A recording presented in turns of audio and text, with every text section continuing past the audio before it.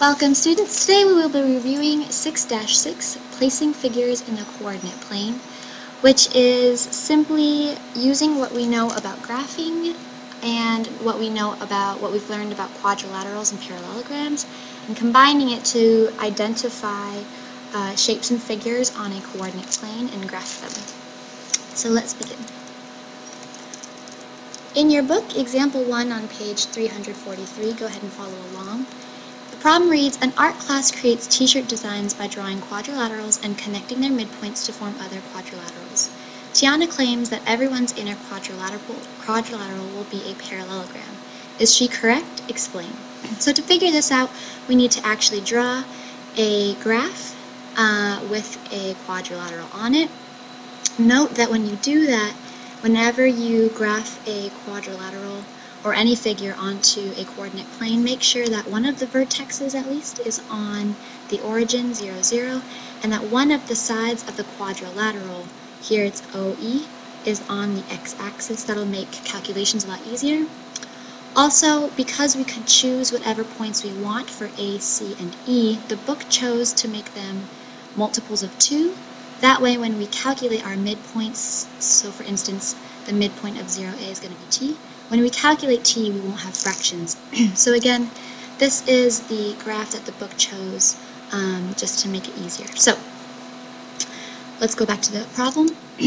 Tiana claims that everyone's inner quadrilateral will be a parallelogram. Is she correct?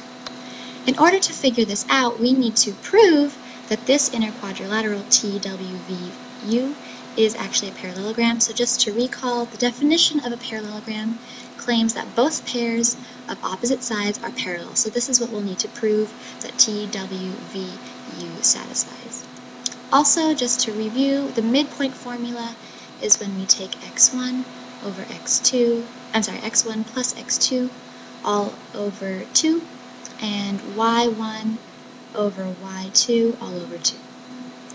So when we do that for, let's take example line, let's start with OA, we would do 2A plus 2 over 0 and 2B plus 0 over 2.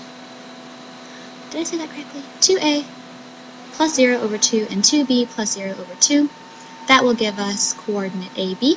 We do the same for line AC to find the midpoint, that is W. So here we would take 2A plus 2C over 2 and 2B plus 2D over 2. That gives us coordinates. For the x coordinate, it'll be A plus C, and for the y coordinate, B plus D. And then we do the same thing for midpoint V of line CE, as well as for midpoint U, which is the midpoint of line OE. Sorry that this doesn't all fit in my screen. So, now we have calculated and figured out the coordinates of each of the midpoints T, W, V, U. Now what we need to do is use those coordinates to find the slope, which will help us prove whether or not both pairs of opposite sides are parallel. So once we do that, we get the slope of the slope of line TW, which is D over C, the slope of line VU, the slope of line WV, and the slope of TU, line TU. So once we have done that, we can then compare. Clearly, the slope of TW, which is right here, and the line of VU are both parallel. They have the exact same slope. Similarly, the line WV and TU have the same slope, so they are also parallel. Therefore, we have proven that quadrilateral TWVU is in fact a parallelogram, so Tiana would be correct.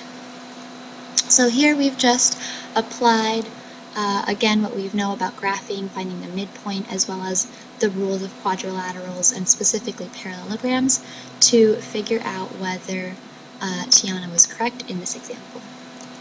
Moving on. Another example, example 2 on page 344 in your book, reads, in the diagram, rectangle KLMN is centered at the origin with sides parallel to the axis.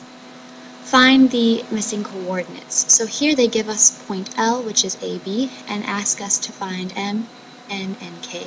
The important part of this problem is it says rectangle KLMN is centered at the origin, which means let's take, so we have point L, which has coordinates A, B.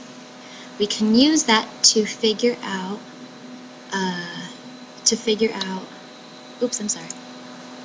to figure out line M, N, and K.